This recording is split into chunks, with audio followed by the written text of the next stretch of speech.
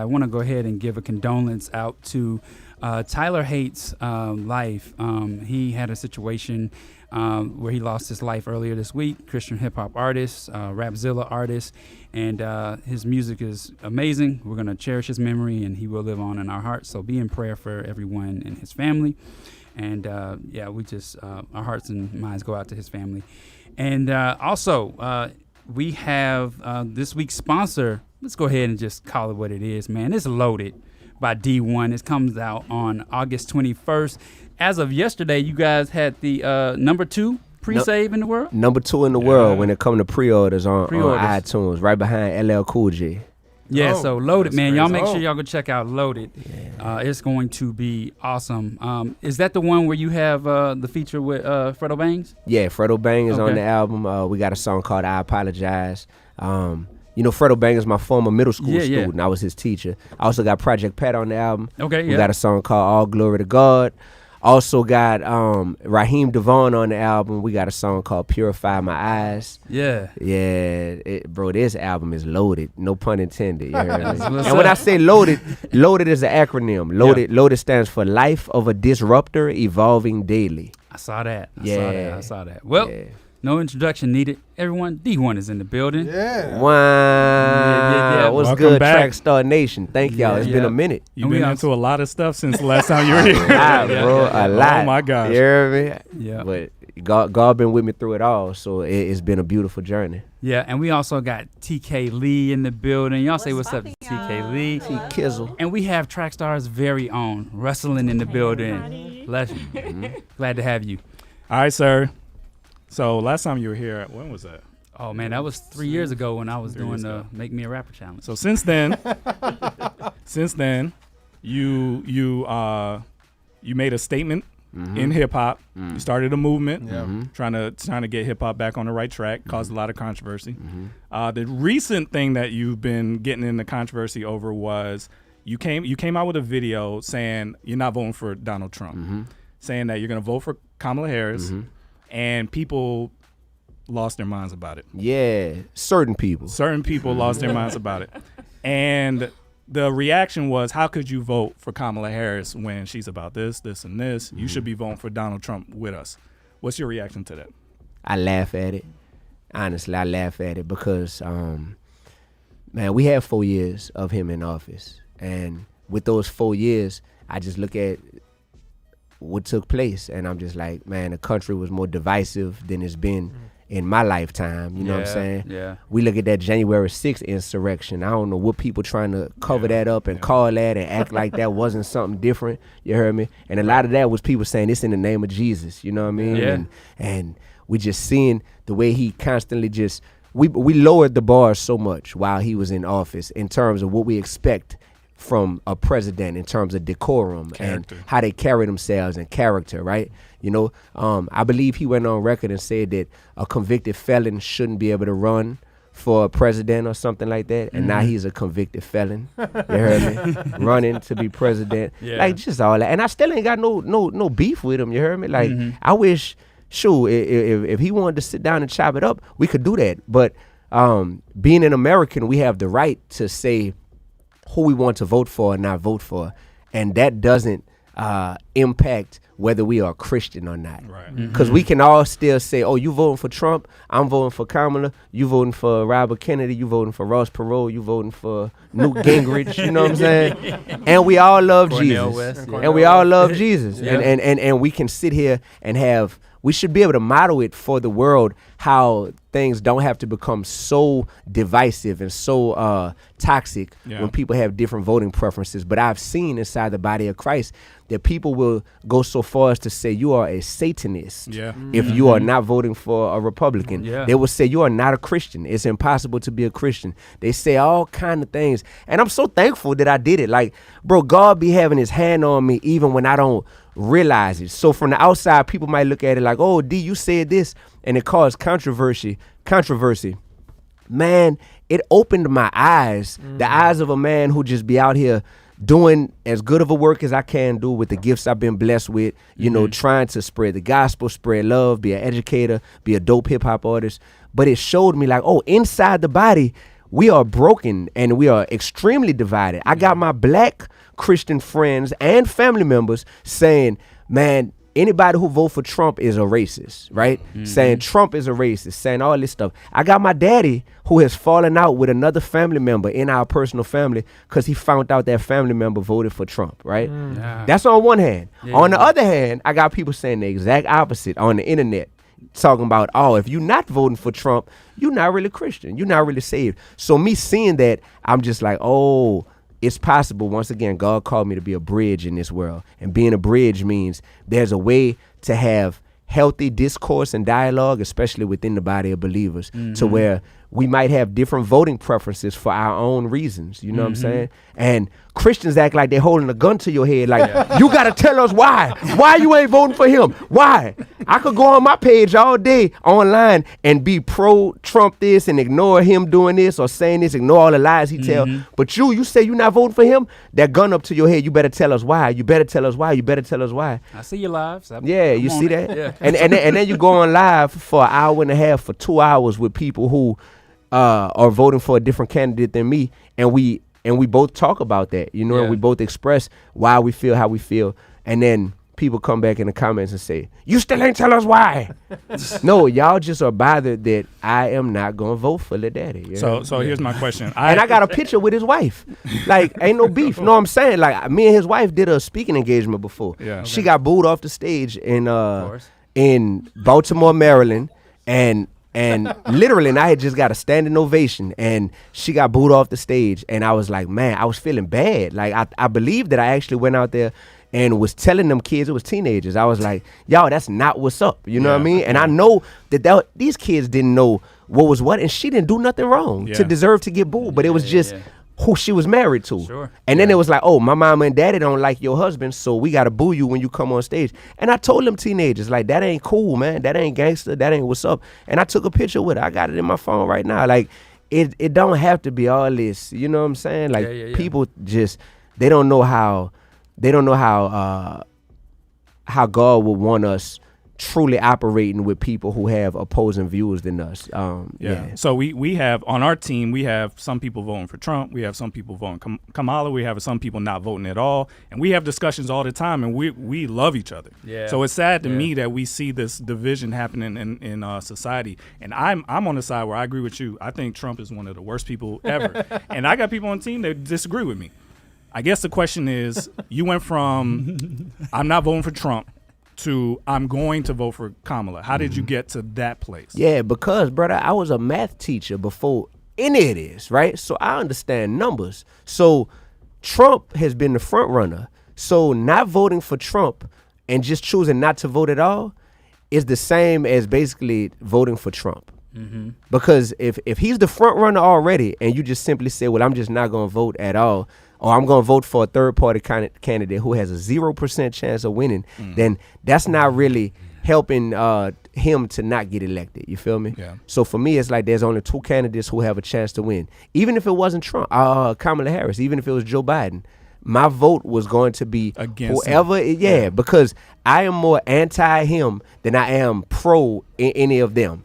Yeah. And some people, that bothers them because they want to micromanage my voting preference and say, well, if you're just anti-him, then just don't vote. You don't have to vote for this person. No, I don't want him to win again. And if he wins again, I'm going to pray for him like I'm obligated to do. I'm going to still love him. There's going to be no hatred that I have or vitriol towards him. But on this side of the election, pre-election, that's not who I would like to see win. So that's what made me say I'm going to vote for Kamala Harris. Do you think that the people that's mad at you say like, yo, that's a free endorsement for her? Like, you just a free endorsement, dog. My bag is good right now. Like, my bag is good. A free endorsement. I don't need no money to do. Dog, my platform is something to where I realize that is an obligation, and that is something that is a blessing for me to have, to where I know that there's a lot of people at the crib right now that's sitting back like I'm undecided. You know, I don't know. I'm seeing all this propaganda. And what I was seeing is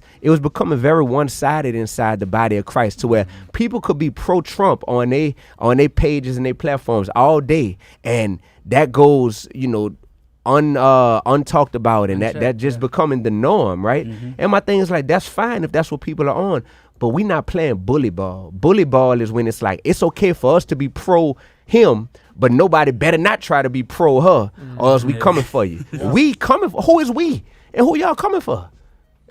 What?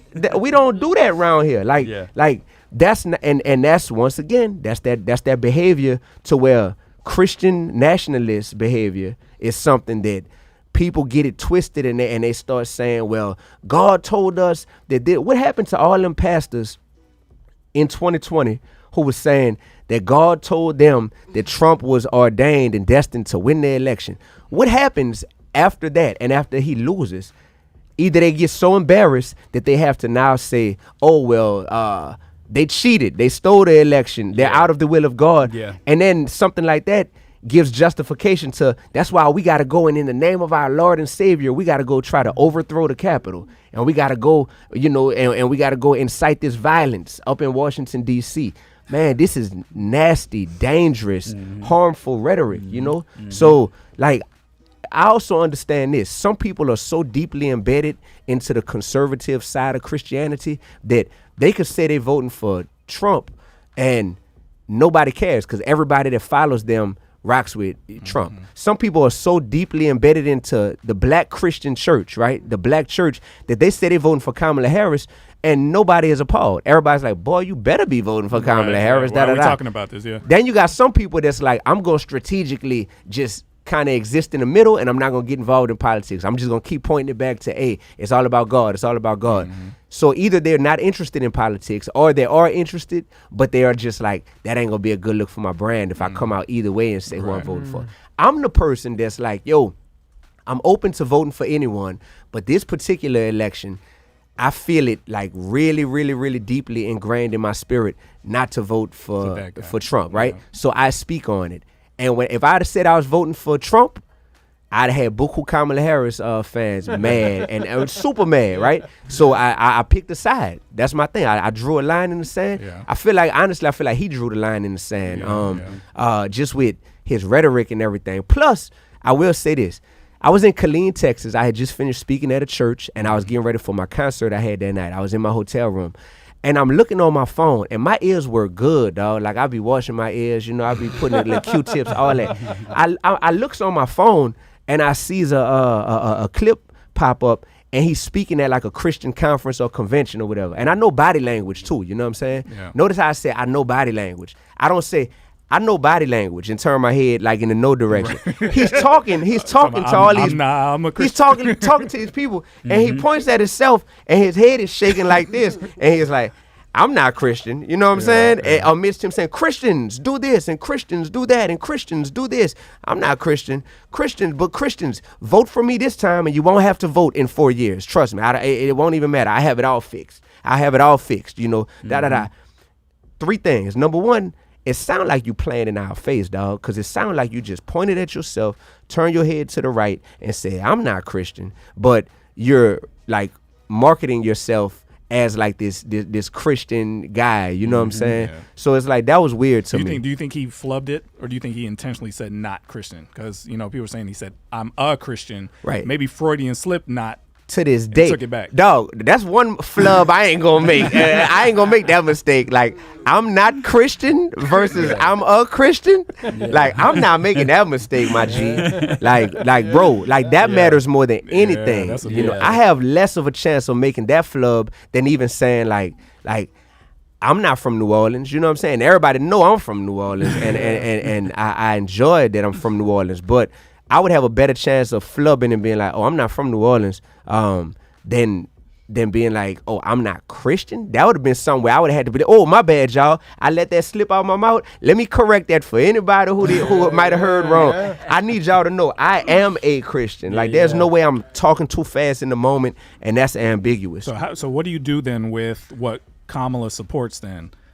Gay marriage, abortion, all the transgender stuff. That's the thing that's keeping people on the Trump side. Because even though I don't believe he is against those things either, not, bro. He still says he's going to be against those things.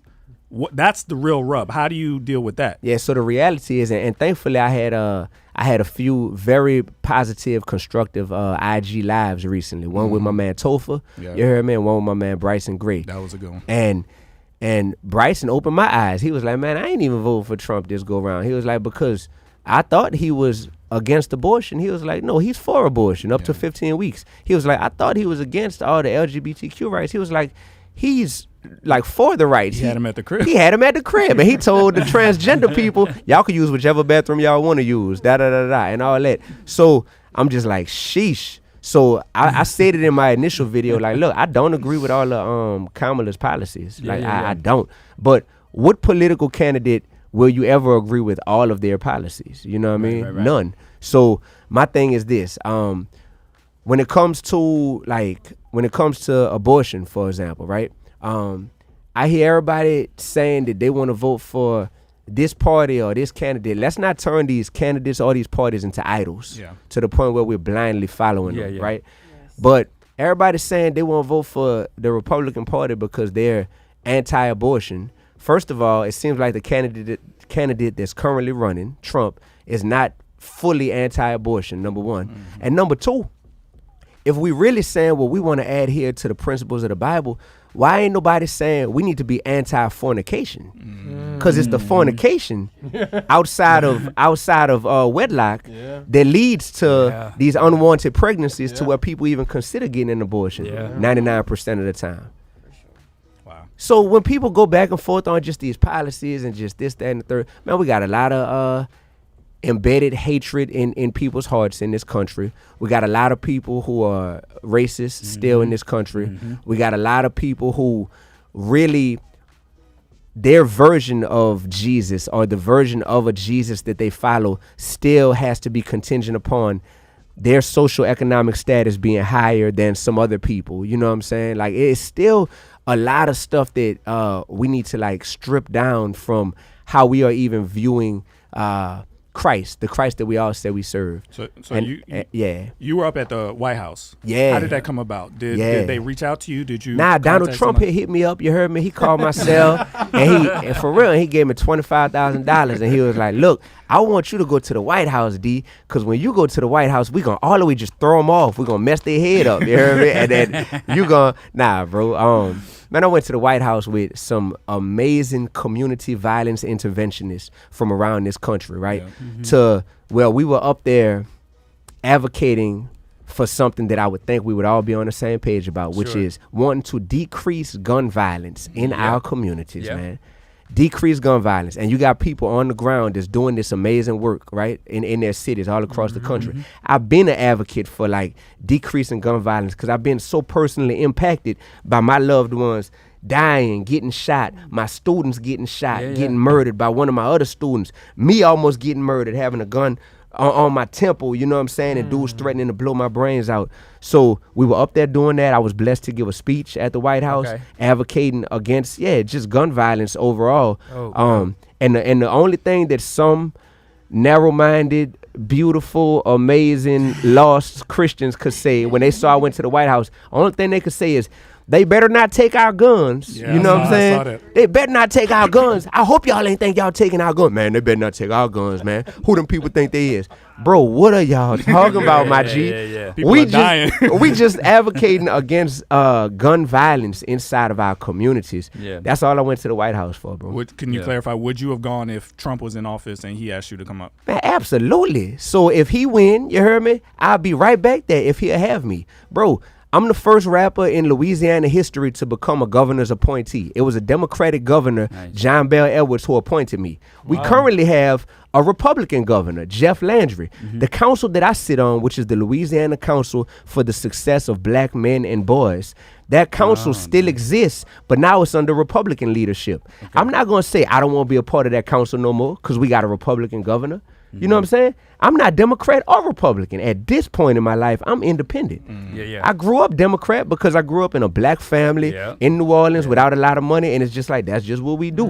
That's what I was taught, you know what I mean? But now as a grown man, it's like, like I identify as an independent, so I don't have blind loyalty to anybody but Jesus Christ. Amen. You know what I'm saying? I don't get why everybody's not there yet. It should be obvious. If you're a Christian, you should be an independent. Nobody owns your vote just because you black or just because you were Christian. So imagine a lot to you. Imagine pastors in the pulpit every Sunday not being there and spewing this negative rhetoric and hatred, telling people, I just watched this documentary and I'm seeing pastors that's saying, get out my church if you voting for a Democrat.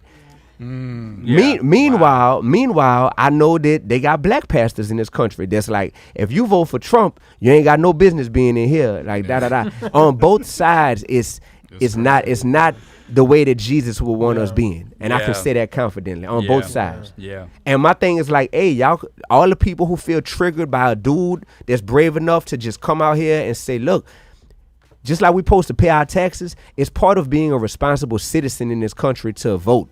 Sure. So many people died just so we could have this right for women to vote, for black people to vote, just everybody. So with that being said, it shouldn't be a thing where we are talking about two imperfect candidates, two imperfect parties, but there has to be this groupthink that's saying Christians are only allowed to be one way. It's showing how flawed we are inside the body of Christ, that we are getting this divided over a vote, a vote. Like a vote. It's showing that. So all the pastors out there, all the artists out there, all the people who think they're hurting somebody's feelings by saying, I'm unfollowing you. They got to announce themselves first. I'm about to unfollow you. I just wanted you to see this first. You know what I'm saying? Like, thank you. No, thank you, because sometimes with the mission God has me on, it'll be like, D, you might be a little naive to how dark this world is and how dark the body of Christ is in some ways. Wow. And I think I was a little naive before this. Yeah. So it took for me to use my public platform to say how I feel in terms of who I'm voting for this election, and how I feel. I'm just like, even with Christians, I'm like, man, hey, this to my Christians, like we can't let this dude back in office. If you disagree with that, that's fine. Yeah. That's fine. But not to the point where we're saying, oh, D1 is satanic, or D1 is not in the spirit. Or D1 is on the payroll, or you only got that White House invite because da-da-da. Boy, I've been to the White House before this, you heard me? Yeah. Like, and it's just like, I just know y'all so fragile and y'all so triggered. I ain't even post pictures when I went to the White House the first time 3 years ago. I posted this picture from when I went this week because I knew it was gonna ruffle some of y'all feathers. And that's what it did. You know what I'm saying? Like y'all need to do better. Like stop, bro. Like stop with all the conspiracy theories and just all this. Like, bro, this is showing me a lot, bro. Like, it's showing me a lot. You prepare for all the videos you're gonna have to make after this interview? After this? Bro, I personally am at peace. I'm making the video right now that needs to be made, because everything I'm saying right now is just an accurate representation of where I stand and how I feel. And if people gotta do their reaction videos to this and people say, see y'all, and they cut this little clip out and say, see, right here, he said they better not take our guns. D1 is racist because that sounds like a white man's voice. Man, miss me with all that, bro. With all that, because it's not that. The love is too deeply ingrained in the fabric of who I am to be trying to like hate on anybody. And you know, they got people out there, man, who like they are really bothered right now. They are really bothered. They borderline like obsessed with me, you know what I'm saying? And for real, crazy, bro. behind this, like they are really upset and obsessed. And my thing is like, once again, I have modeled for people who didn't know how you could have intelligent dialogue. It's not about rebuking someone because of who they are choosing to vote for. That's not a thing. That's false rhetoric right there in a person's head if they think that it's about rebuking someone. And if we are in leadership positions, we should be able to model for people what it looks like to say, okay, we can disagree and we can still move forward. Yeah, so that's that. Especially when we got personal relationships with people, we got personal access to people. Yeah. Because you know, last thing I'm gonna say, I see some people be like, well, D1, you called out Rick Ross, or you called out Jim Jones or Meek Mill or da-da-da. First of all, I didn't know them brothers personally. You know what I'm saying? To where it's like, oh, I could just hit them directly on their line. And number two, like, it's okay if they are putting out music publicly, then if that's something where I'm just like, yo, this music, like the content of the music, it was crazy. Yeah. That's not an indictment on their spiritual character or their character of who they are as a person. If anything, it's me big up in them saying, I know y'all can do better than that. Because I see character-wise that y'all are amazing men off the mic in so many different ways. So why does the music still end up being, you know, this? And that's that. And then people bring up the Lecrae stuff. Well, you called Lecrae. No, I actually didn't. I actually was minding my own business. You heard me? And he posted a video that he later deleted. You know what I'm saying?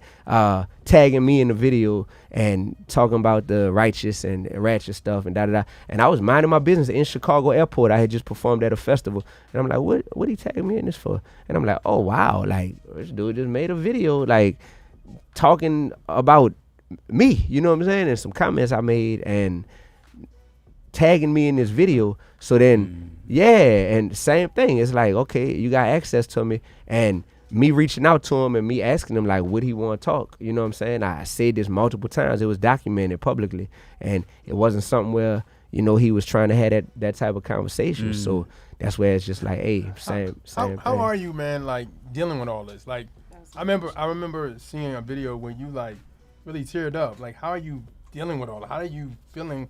Like those attacks are real. So it's like you how you feeling? Like being real. Like how are you feeling, the video you talking about, it probably was during that Rick Ross time. It was because I had just lost my grandpa like a month or so before that. Yeah, bro. And you know, anybody who know me know like just how that relationship is with me and my grandpa. So he had just passed. So when all this was happening, I was on Instagram Live and I was fine, dog. I was fine. And then somebody came in them comments and was like, man, don't worry about none of these people. I know your grandpa is proud of you. And something about just reading that, you know what I'm saying? Like, something about just reading that and just being a month removed from him passing away had got to me, you know what I'm saying? And then even when I was on the Pivot podcast, I remember, and I had like teared up because I was reliving trauma in a real way where they asked me, what was your pivot point in life, period? And I just remembered, I'm just like, man, it was when sometimes I could talk about that stuff and it's all good, but for some reason at that time on that platform, like that stuff just hit me. So how am I? Like I'm honestly great, bro. Okay. Like honestly, like honestly, because I've been a well-liked dude my whole life, right? Yeah. Just naturally, not like I don't know how to go out my way to try to impress people, but naturally it's been like, oh, David, he a cool dude, we like him. He the captain of the basketball team, he the homecoming king in high school. He just a cool dude that people like. The thing is, getting into the rap game, you start to realize that the higher that you ascend, the more that people love you, but people also start to hate you, right? Yeah. So for me, realizing that like, oh, I don't have a unanimous approval rating with people actually became something that's like a badge of honor, because if I master the art of being a people pleaser, chances are I'm not pleasing my Lord. You feel me? That's good. That's deep. And so when this type of stuff happens, I always have to check my heart, check my motives. Like, why are you doing what you do, saying what you say, D? And if it's a departure from what Christ would approve of or what Christ would want, then it's a thing where I gotta ask myself, okay, but this the thing people don't understand, bro. Like, I'm not hurting for no attention. I had a small bucket list of things that I wanted to do in this industry. I checked the last thing off the bucket list when I made it to the Breakfast Club. You heard me? Wow. Like, just to be honest with you, bro, I've been famous since 2010 when my first music video ever went viral. Then I was on tour with Grand Hustle shortly after with T.I. With Killer Mike and Young Dro. T.I. was in jail, but like, it ain't no, oh, he just trying to be famous. That's been for 15 years at this point. It ain't, oh, he just trying to make it or whatever. Been made it. It ain't, oh, he just getting paid to go to the White House. The bag is all the way secure on this side. You know what I mean? Like, it's to the point where I've created generational wealth by the grace of God through my blessings. You know what I'm saying? And that's without going in detail about what I got or what I don't have. So when people say all of that stuff, it really don't like impact me in a way that's sticking to me, because it's like, nah, like it ain't no clout chasing. It ain't no, I don't have no beef with nobody, bro.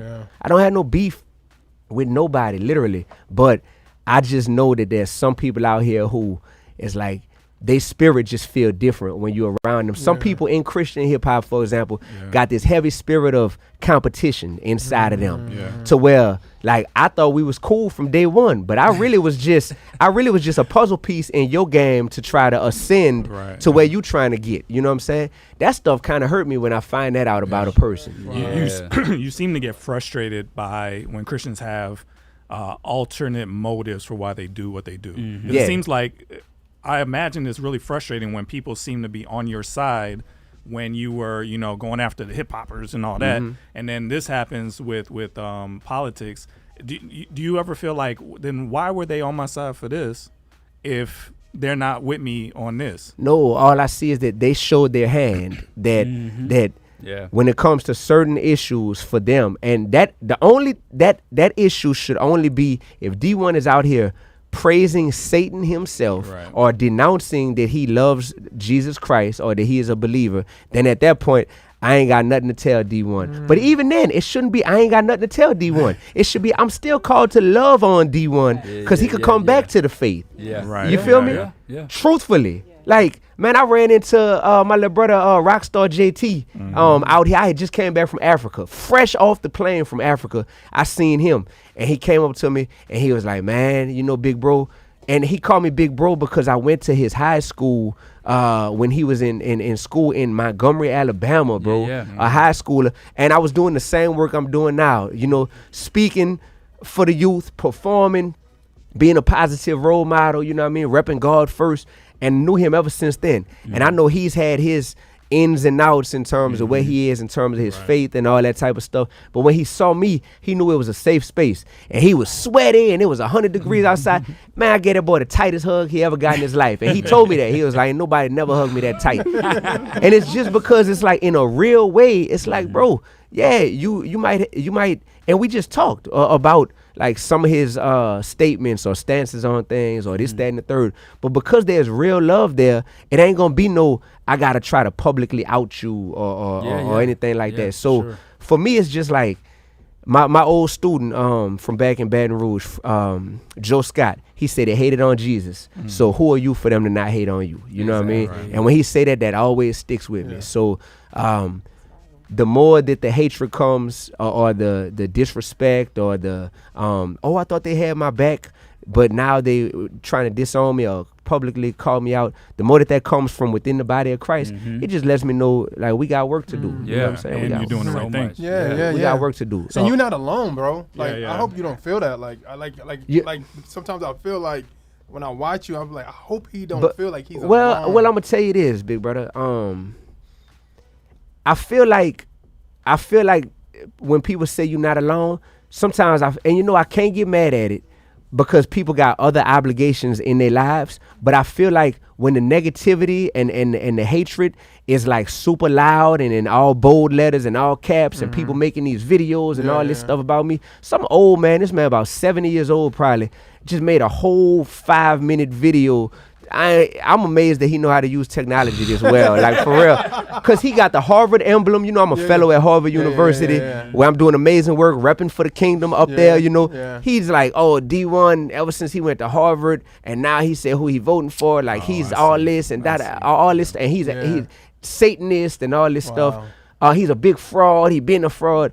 All this stuff being said, I will say, bro, that I don't see people who be like, man, we finna come and have D1's back publicly. Gotcha. You know what I'm saying? Gotcha. Like right there, like directly with the people that's trying to go at him. Yeah. Sometimes I don't see that as much. Okay. But I'm to the point where it's like, man, I don't need people. If they don't feel called, that might not be your calling is to be like, this person trying to talk crazy about D, I feel differently than they feel. Yeah. I'm about to come stand up for them. I can't get mad at you if you're not doing that. But sometimes it does create this mentality of like being like a one-man army. Yeah. God by my side. So no man can harm me. Yeah. This is the story of a one-man army. Yeah. Because it's just people who it's like, I see some people who, I'm just going to put it all the way out there. Some people inside the Christian space who they'll try to align themselves next to me just so that they can kind of like position themselves to get some of the perceived shine or energy or attention that they see that I have, you know. And I know it. I know that energy. I feel that energy, man. Like, cause I didn't grow up in Christian hip hop or in, you know, I grew up on the east side of New Orleans, dog. Like, I done seen it all. So I know the energy well, and I know that. I know people be slick competing, you know, some people, and I know the people who not slick competing, you know, and I love them and appreciate them. But they got certain artists who, they slick side competing with me. They got some artists who they feel a way that they feel like, dang, I feel like he done passed me up or whatever. I gotta try to, you know, take some. They think it's a formula to what I'm doing, so they're like, let me try to figure out the formula to and do my version of what D1 is doing. I got some people that say like, D, like, what you doing, man? You calculated this perfectly. I'm like, bro, none of this was planned. Like none of what is happening. So I see it all. I feel it all. And if I keep it 1,000 with y'all right quick, bro, I got a bone to pick with y'all, man. I got a bone to pick with y'all, bro. Go ahead, let us know. I've been on live supporting you and everything. It ain't a bad bone. And me picking a bone with somebody ain't no, like, you know. So it's something that I legit internally go back and forth about. I feel like competition inside the Christian space is not healthy. Okay. All right? So I live on my own island, you heard me? Like, Birdman got Stunner Island, we just gonna call it Uno Island. Like, I live on my own island, bro, where I be in my own world, my own zone, focusing on the work I have in front of me. So I don't be seeing a lot of things, right? Like I actually know way less than people might think about current events and stuff that be going on. That being said, I think when I was in touch with y'all about, we was talking about me maybe coming up here for this, right? Somehow I stumbled across like a roundtable discussion y'all had where it was like D1 versus Currency, right? Oh, yeah. Right? Line for line. Right, line for line, right? Yeah. So I'm like, oh, so instantly when y'all say Currency, like that hold a special spot in my heart because we grew up across the street from each other in New Orleans, literally across the street. So that's like big bro to me, right? So then I went down the rabbit hole. I watched the whole episode. So the brothers that y'all had up here with y'all, who was they? I have no idea. It was like 3 dudes. Like they all seemed like they were like industry professionals of some sort. I can go look back and look at it. It was 3 dudes, right? Yeah. It was 3 dudes. And so every song y'all would play, y'all comparing my song to his song and da-da-da-da. And I just feel like overall, whether it's comparing Christians to other Christians, which I think, like, whether we talking about which pastor better, you know how people say who better, Kobe or LeBron, who better, Jordan or LeBron, da-da-da. Yeah. In the Christian space, I personally feel like we shouldn't be doing that stuff because I feel like that sets a precedent in the minds of fans to where there just starts to be this hierarchy and people can't even get on a song together no more without people saying who had the harder verse, who better, who killed who on the song, da-da-da. And we all supposed to be like, no, we're above that type of thinking as Christians. We're literally above that when we're doing God's work. It wasn't Jesus saying, so which one of y'all apostles is better than the other one and what's the hierarchy of apostles and all that stuff. So I think that stuff is dangerous, number one. Number two, when it happens with a Christian and, you know, I don't know where my dog Currency stand, you know, spiritually, what he would identify as. I know he has a great heart, you know what I'm saying? And that's my dude, for real. That being said, when I was like, wow, they compare me to Currency and our songs and people playing it, there's no comparison when it comes to, I don't care how dope, and I'm talking about the dudes that was on here with y'all, because some of them, I think a couple of them was just really anti anything that played from D1. A couple fans, of them. Yeah. It was Dion, Plain, and Chris Elijah. Oh, okay. Yeah, and so my thing is like, yo, we have this platform, and as believers, we should be to the point to where it's like, yo, we not even making room for people to come on here and insinuate there's something of the world there's not even worrying about trying to glorify God on any level could ever be seen as better than something that's like it's using the same art form and it's clearly using that art form for what we know God would be impressed with. Like, this is why you should be using this talent of being an artist. So creating that space. Now, I did look at the whole thing and I won. You know what I'm saying? I saw. I'm thinking you lost. No. I won, but I wasn't impressed with the win. I wasn't patting myself on the back. Number one, because I know Shantae Franklin, aka Currency, personally. Yeah. Number two, it made all of his fans just like probably hate D1 because I saw them in the comments like, how dare y'all even compare Currency to D1? Like, how da. What they don't realize is actually they got a lot of people that's saying, how dare y'all even compare D1 to a dude that's rapping about, you know, da. So I was just like, oh man, on multiple levels, because then that's my boy. Like, I could FaceTime him right now, you know what I mean? Yeah. I know his mama, his daddy, his sister. So I was just like, okay, my dogs up here, y'all creating this space, you know what I mean, for this. And I was just like, dang, I see like the roof leaking in multiple places in terms of like the precedent that sets. And then I try to empathize and I'll be like, okay, y'all are in media. In media, like, that's a dope discussion to have. Who not talking about what was better, Ether or Takeover? You know what I'm saying? Who not talking about what was better? Who's better, Lil Wayne or I don't know, back in the day, Joel Santana? You know, like I'm talking about when I was a kid coming up and people having these talks. So I get that, but then I just think that there's a fine line being in Christian media, and y'all ain't the only platform. Y'all probably, I feel like other platforms do this. I feel like I told the dudes from, what's it called? The crew hip hop. I feel like I got on their platform and told them the same thing. You heard me? Like, all fairness. I don't know if Rapzilla be doing that or not. You know, I don't keep up enough to know, but all of y'all is my people. You know what I'm saying? Even if somebody is like, I don't like D's music that much, or I don't like this, I don't like that. With that being said, just food for thought. Just something I wanted to put out there, and it's something to where I would like to even know y'all heart behind it, because I empathize. It's like being a DJ. Like, I just had to perform at the Conference for African American Financial Professionals the other day, right? It was an all-white party. So you got people who manage wealthy clients' money for a living, right? All there.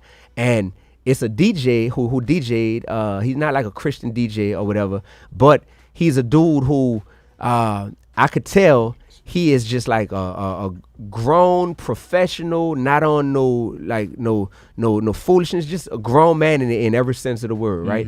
But I realized that when you DJ, it can be tough if you feel like, dang, I got to give the people what they want, you know? Got you. Giving the people what they want, though, is also what Pontius Pilate did.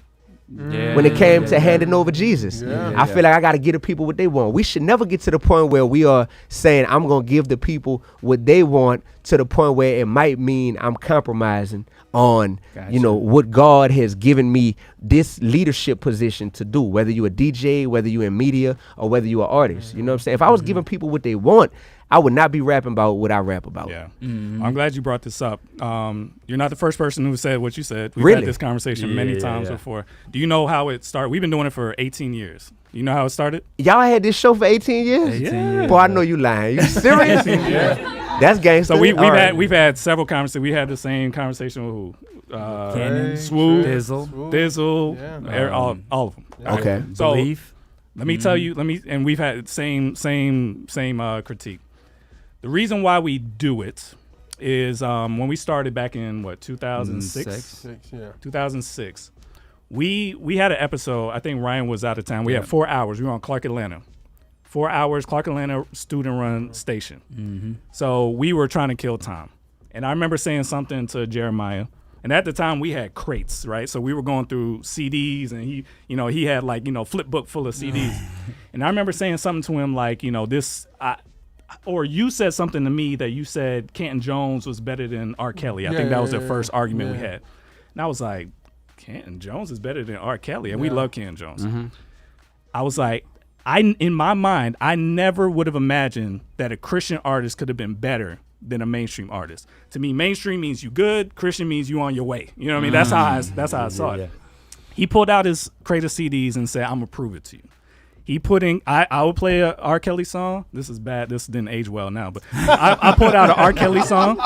He pulled out a Canton Jones song. I was like, okay, that was dope. That was good. I put out another one. He put out another one. I was like, yo, maybe I'm wrong about this. This dude is good. And what we realized, because we had somebody on the phone with us, and they were realizing the same thing I was realizing, that I had a bias towards mainstream. I assumed mainstream means good. And him proving that to me that day, I wanted other people to experience that. Because there's a lot of people, there was another situation, because we do music as well. And I remember giving a CD to a young man it was at a flag football game. He looked at it, he was like, "It's Christian hip hop, do it on the ground." It's like, wow, he just because it was Christian hip hop, against do it on the ground. Another time we took a song up to Radio 1. You know when they do the thing where they play Digga to Dish It. They put it on, the DJs Wait, played what you it. just said? Digga to Dish It. Dig it. You remember Hot 107.9? Oh, my ears. See? That's like that Donald Trump statement. You hear me? That's like that I'm not Christian statement. I'm like, what this dude just stayed on live? He comfortably cussing. Right. Okay. Dig it or dish it. So we played the song for them. They were like, "Yo, this is really good, but I see you trying to sneak that Jesus stuff in here." Like, what? So this mentality, it can't be good if it's Christian. So we started doing these line for lines where we would compare the two artists and say, because the point of it is, it's not for the Christians, it's for the people in the world to say, you think so-and-so is just default good, give them a try. Give them a try. And we did it over and over again. People just started like, wow, I can't believe this. People who would say, oh, I would never listen to Christian hip hop D1, nothing. They listen and be like, okay, I'll give them that round. I'll give them that round. Like, okay, so we open up their eyes to something that they didn't even know existed. So we've heard the criticism. We had to weigh it like, I know a lot of Christians don't like it because they feel like we shouldn't even compare. I know you had a story similar to that as well. We did a line for line with her as well. And we saw the benefit of it opening people's eyes to an alternative, a godly alternative they had no idea existed, was worth some of the backlash we got. And a lot of the artists that we kind of explained why we started doing this, they're like, oh, I see why you're doing this. Not everybody. Some people still don't like it, like, hey, don't do another one with me. Like, okay, no problem. We never did one again. But we just saw how powerful it was. And I'm telling you, we've done this in a room full of kids. I can't remember which one that was. It was like years ago. Years and years ago. We did a room full of kids. Yeah. And seeing them kids that never knew anything about Christian hip hop, they voting for the Christian. Like, oh, yeah, where's that? How can I get that one? Yeah. That was worth it to us. What about when they don't vote for the Christians? See, the way we look at it is gift is gift, talent is talent, right? What we're trying to show people is you can use your gift for yourself or you can use it for God. A song, somebody could be gifted at hip hop, but they're using it for themselves. I want to show you a gifted person that's using it for God. They're not going to win every round. Some songs are better or worse than the other song. That doesn't matter. But I guarantee you're going to vote for one of their songs. You would have never thought you would have voted for a Christian hip hop artist. So we just see it as, man, it's worth the exposure for the Christian artists to that demographic. Yeah. We might be wrong. Word. Yeah. It's interesting. I mean, once again, I feel like when I saw my name included in it, I feel like for people that wandered their way to y'all page that were already Currency fans, it made them be like, we actually don't rock with D1 more after this, because the audacity that people kept voting for D1 over our king, you know what I'm saying? And it made it to where that bias that y'all talk about, they are just like, oh, the name D1 is associated with like the audacity that people thought he was better than our dog Currency and that type of energy. And I was just like, I think it's worth thinking about. There's obviously something golden there in terms of like, oh, it's a chance for exposure or for people to see another side. And maybe it's not like because when you leave it open for voting, as opposed to saying, we're going to show you an alternative version of this. So we're going to play this artist, and then we're going to show you somebody who, in our opinion, give us that same feel or that same energy, but look how they using their talent to glorify God. You know, maybe that right there is showing people, as opposed to saying, I'm giving you a Big Mac, which you're used to eating, and then I'm gonna give you a spinach burger. You know what I'm saying? And I'm gonna let you choose which one you want. Man, give me that Big Mac every time. Oh, I'm glad you let me know that spinach burgers exist, because I ain't even know they exist. You know what I'm saying? But man, give me that Big Mac. You hear me? And I feel like I saw that playing out in first person, because the dudes y'all had up here too, no matter what, bro, they was finding any reason to not like my songs, bro. one dude was like, nah, I just feel like he in the song. I don't like when Christians be aggressive in their music. It was the song Lukewarm, you know? And y'all was like, I don't think he talking about nobody in particular. Like, he just saying like about people being lukewarm. Nah. And other dudes like, nah, bro, like just this other song, he just rapping too slow, or he rapping too fast, or he rapping like, what are y'all talking about, bro? So so me just seeing that, it's like there's obviously gold there to showing people that there are alternatives. Because you're right, some people don't know that alternatives exist to what they're already consuming. I gotta give y'all that. It shocks me that some people literally don't know that alternatives exist. But there's also two types of artists that are Christians, right? There's the artist that is a Christian that is literally like, hey, my goal is to be the Christian version of some mainstream artist out there. And we've seen that. And then there's the artist that's Christians that's just like, yo, like, I am just me. I am literally just me. And it ain't that I am trying to be the Christian version of this artist or anything. I'm literally just me, and that alone is enough to stand on its own. And I think that that's powerful as well. Because even with me, you know, I get the question a lot. Like D1, I went on Breakfast Club, and the first question DJ Envy asked me really caught me off guard. D1, so why they call you a Christian rapper? Because I don't see you as a Christian rapper. You know, I just view you as like an artist who you love God, but you know, you got a positive message or a progressive message in your music. Why they call you a Christian rapper? You know what I mean? And my thing is, I have seen some people who have been called Christian rappers, or who have kind of like carved that lane out to where that's what they have been for the longest, and clearly, you know, they didn't want to be that no more. So then it's like, oh, I'm not a Christian rapper, I'm da-da-da. That always felt very icky to me, and came across kind of like you're trying to micromanage what people view you as, you know what I'm saying? That came across a little icky, a little insecure to me, right? When I've seen that in the past. For me, it's always just been like, man, when you consume my content, whatever it speaks to you as, then that's what I am to you.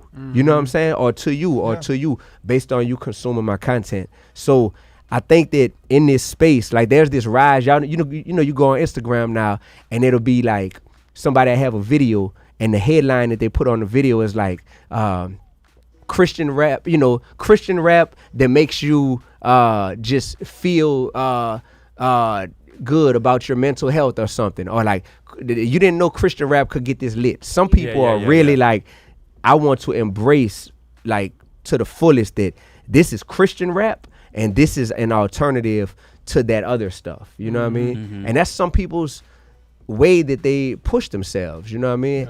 I don't know if y'all have an opinion on that. I personally don't think that that's bad if that's how people want to brand and market themselves. Me personally, I didn't start out doing it like that, you know?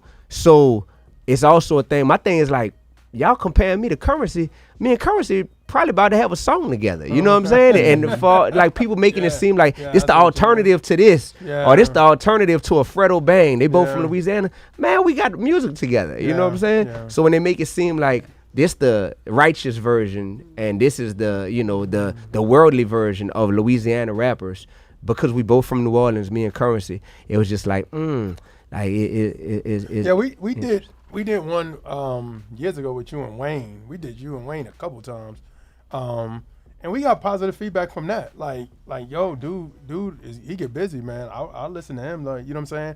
We get what you're saying. We understand what the fact what you're saying and stuff like that. But it's no ill will here. Maybe you felt something from the guys, and even for them. We don't want people to lie, though. That's the thing, too. We rather you be honest and be like, I like that Currency record a little bit more than D1. Answer this one for me, bro. It gets to the point to where when it comes to giving an opinion on music, right? I honestly feel like I ask myself, what would God be sitting in heaven saying, right? And I think that no matter how dope a rapper is, God will be like, I'm not impressed.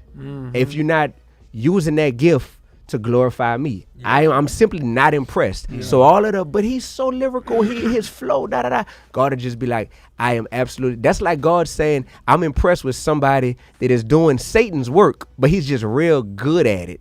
I never saw no compliments in the Bible where God was like, yeah, you a beast, but just stop using it to serve the beast. You know what I mean? Just using it to serve me. I never saw no compliments given when people ask me about Charleston White a lot. You know what I mean?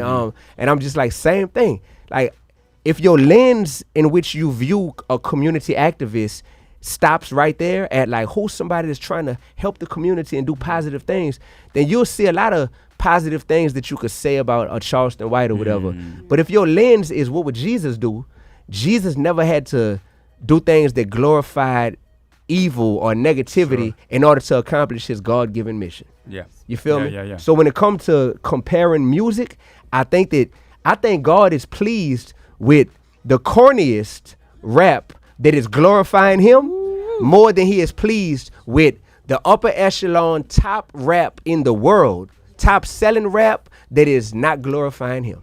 Yeah, that's a good look. God will be like, give me that because I could work with that right there. You heard me? We got to work on your heart over here. We ain't got to work on your flow or your lyrics, but we got to work on your heart. But your heart is in the right place. Man, God don't, what it say? He don't qualify the called. He don't call the qualified. He qualified the called. You heard me? Yeah. So with that being said, if God has put it on a person's heart, like I know who I'm serving with my gift, then at the end of the day, he'll qualify you. He'll have that same person that y'all was calling corny, you know, that they are not y'all, but that people was calling corny or saying, well, they just ain't got it. God is like, man, watch how I could use you just because who you was willing to use your gift to glorify. That's my thoughts. I got you. You disagree? Yes. Yeah. No, just because I think when you rap, like it's obvious that you know how to put bars together. Right? There's people who don't. Yes. What we're also trying to encourage people is you can get better at this. Like this is the analogy I'll use. Yeah. When somebody gets up at the Apollo, right, and they can't sing, they get booed off. The guy, you know what I'm saying? Boom, boom, boom, boom, get out of stage. If they sing about Jesus, they get about 10 more seconds. They'll still get pulled. But there's like a respect for Jesus. You know what I'm saying? What we're trying to do is say, you don't lean on that respect for Jesus factor. You can actually get better at this. You could be so good that when they want to choose to listen to Wayne or D1, it's not because, I just love Jesus more. No, this dude is just as good. There's no reason to listen to this. You know what I'm saying? Yeah. So we're just encouraging the artists there's a lot of artists that listen to our show. They want to be in your position. They want to be in Lecrae's position, all this kind of stuff. We want you to make sure you get your character right, but we also want you to get good at this. There's actually a skill to this, right? And I think the better you get at it, the more impact you can have in the world. You happen to be good at it, so you don't have this problem. There's some people that aren't good at it. There's some people that aren't good at it, and they need work. So we like, okay, maybe you want to mix that a little bit different. Maybe you want to make sure hit the beat when you rap it. You know? It's all kinds of problems. So we use it as a way to say, don't just lean on the fact that people love Jesus and they'll give you an extra couple seconds. Get good. And this is how you get good. Right. And we'll say this too, content is not a part of it. Like the actual content that you spit is just the delivery. It's the bars. It's the production. That's all we've ever actually voted on. And that's the part. I think that God is like, man, the content matters more to God than any of the aesthetic stuff. Like, oh wow, look at his vocal inflection, or look at that look at that punchline he put together. I think in God's eyes that he is looking at it like, long as you're doing the best with what you have to work with. You know what I'm saying? Yeah. The biggest compliment I ever received from some random person, I can't even remember their screen name, is one day I remember looking online and they were like, yo, D1 maximizes the heck out of what he was blessed with. You know what I mean? Meaning like that don't mean that I'm the best this or the most that, but they were like, this dude maximizes what he was given more than anybody I have ever seen. Like to stretch himself to be in education, in hip hop relevant, in the church, in the streets, you know, in politics, like all that stuff. He just maximizes what he was given. And that compliment just hit way different than saying D1 better than this rapper. D1, you know, da. So what do you think makes you great at rap? What makes me great or anybody? Me. What makes me great? Yeah. I think that I have the ability to like pull emotions out of listeners based on them hearing my music. And I got different bags I could dip into. It's like, oh, we got to do the lyrical bag? Bet. Check out any of my freestyles on Sway in the Morning. You know what I'm saying? Does D1 have that bag? Whoosh. he definitely has that bag. You know what I'm saying? What's in the bag? How do you know what you pulled out was good? How do I? Well, I mean, public opinion, but it's not being compared to other people who dipped into a whole different bag. He reached in the bag and was poo. If Some people reach in the bag and they pull out poo. Right. So how do we nurture that, brother? As leaders, I don't think we nurture that by saying this person who's rapping for the world is better than you, and the public voted on that. And then you don't let people vote who aren't like in our space, and they the ones who got a say so on what's better. Of course they gonna be biased towards, just like y'all biased towards us. Y'all better be biased towards us. They gonna be biased. Majority of the time it is biased towards the Christian. And the online vote, they was mad when y'all did the comparison with me, because the online vote, they had me every time. You heard me? And them dudes was getting mad. Like, no, how he keep winning? No, because this is my home turf. Yeah. Y'all are the away team right now. You know what I'm saying? And that's my thing, is like, we setting it up though to where, what if it wasn't me, and what if it was another artist, and they was genuinely like, yo, even online, if they was like, nah, dude, like, we gonna give it to the worldly person every time. That now makes this Christian artist who has decided to use their gift to glorify God. You never forget that L, you heard me? You never forget that L. I remember PE basketball games in high school to this day that I lost. PE basketball. Like, you don't forget L's, dog. You don't forget L's. Get a L, No, I didn't. I'm talking about hypothetically if it was another artist. My thing, I didn't get a W either, in my opinion. Because I didn't feel like I accomplished something by having people saying, by beating him. you know what I'm saying? Because I'm only trying to beat Satan, and Currency is not Satan. Oh, got you. I'm not competing with no other rappers. So for all the Christian rappers who be wanting to try to compete, and they constantly stay on my pages and watch everything I do, and people who, I hear behind the scenes what they be saying, and they trying to figure out how he got on this, or I think I'm better than him, and da-da-da. Bro, I'm not your competition, my G. We are teammates, and we got one common enemy. And I know the energy from a mile away because of where I come from. So ain't none of y'all slick. You heard me? And I still love y'all, but just know that I know. You feel me? And then people want to be like, oh, why you don't reach out? Why you don't holler no more? Man, because I know what it is. Like, this is all just a calculated, strategic relationship in your eyes to try to get something that you want that I have. You can't take my authenticity, though. You can't. You can't study it. You can't duplicate it. You can't. Even when stuff don't make sense for me, it still end up making sense. Because God just got me like that. I love that. So that's just what I'm on, bro. My 12th album of my career, Loaded, is dropping on August 21st. And once again, it's like, D, you saying all this, but then I also came out publicly and was like, hey, guys, my goal for this album is to see if we could debut at #1 in the world, right? On the iTunes charts, just because I never did it before, right? Do I need that? No, bro. Like, I'm already immensely blessed. I don't need that. And you might be like, well, that's a worldly, trophy that you're trying to win or accomplishment. But I feel like the statement that it makes for people in the world to be like, we know what kind of business D1 standing on. It's that kingdom business all day. And him going against the grain so much so and being so bold about it, came out and debuted #1 in the world, that make a statement that help all of us. You know what I'm saying? Independent, by the way, 100% independent. So we #2 in the world in pre-orders right now. The album comes out in 4 days or 5 days, August 21st. Man, go pre-order that thing on iTunes if y'all could. You heard me? Like, I mean that. I mean that. For real, go pre-order that thing on iTunes for anybody listening, for anybody in this room. You heard me? Just because, for me, all this is just victory laps at this point, man. Victory laps meaning like, bro, I got my mental health, I got monetary wealth, and I got my message intact. I know who I'm serving, right? In the rap game, and I got longevity. Like, all this is victory laps at this point. I'm just looking for new things to be like, to keep me excited and inspired. But I am in love with this platform, because this platform that we have as public figures who are using it to glorify God, this helps us to make impact at scale. You know what I'm saying? So shout out to all the unsung heroes that's doing what we do. They just don't have the platform we have. We need y'all too. We need y'all as well. But at this point, man, like it worked, man. I remember when I quit my job as a middle school teacher, and I was like, is this gonna work out? Like, is this a me mission? So my first, if you go back and look at all my albums, my first album that ever came out, right? The first bars on my first album, if I ain't supposed to rap God, please let me know. But if I'm supposed to rap God, please let me blow. If I don't sell a lot of units, I ain't stressing. If I don't sell here, I'm going platinum in heaven. You hear me? I prayed for this not to work out if this wasn't what God wanted.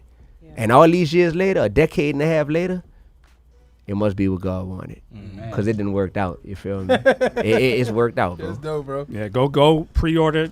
Trying to get you to win that number one spot. We voting for you. Thank you, bro. No, but seriously, make sure you get that thing to number one. It makes a huge difference when people start to see, hey, because the message I see is that, hey, I don't got to rap about that nonsense to do well at this stuff. Look at D. Look at all these people. They not compromising and they still winning. That part. That's it. That part. That's it.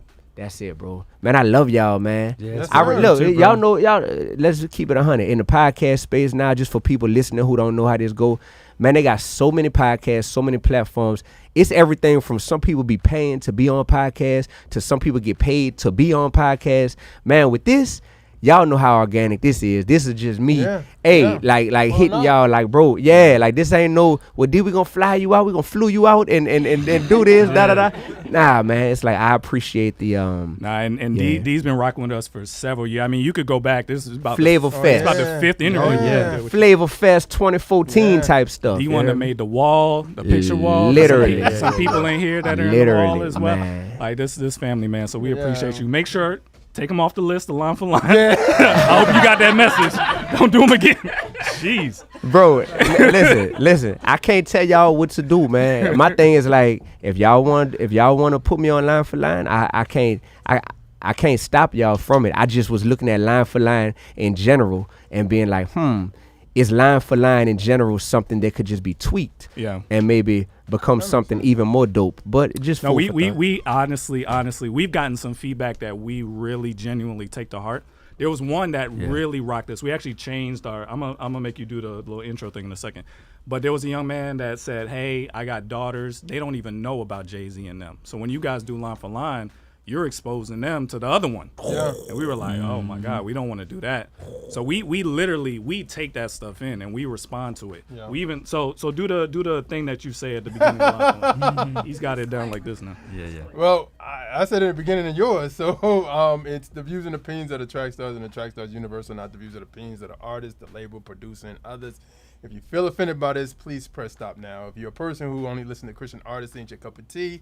We understand we have react videos, topics, interviews you can go check out. We're not copying any battle formats. We've been doing this since the 2000s. D1 is not the Christian version of anybody. It's just a bit.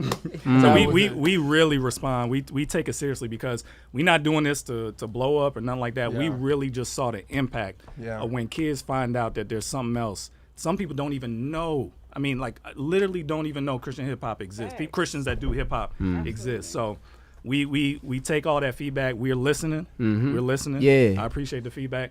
So just know that is not. Yeah, this is dope, bro. I don't want nobody to be extra unnaturally like for me, because I don't want anybody to be extra unnaturally against me either. I just want people to be like, man, all we can judge Dion is just what we see from him and what we feel and discern from him. You know what I'm saying? Like that's just it. And I got enough people in the world that are automatically against me because they feel like I'm challenging what they are so attached to in terms of the type of music that they are, so firmly attached to. That my thing is just like, man, life is just it's just crazy, bro. We just gotta, I don't know, bro. Can we get some bars from you? Because every time you came up here, you giving us some I had spit some bars for real.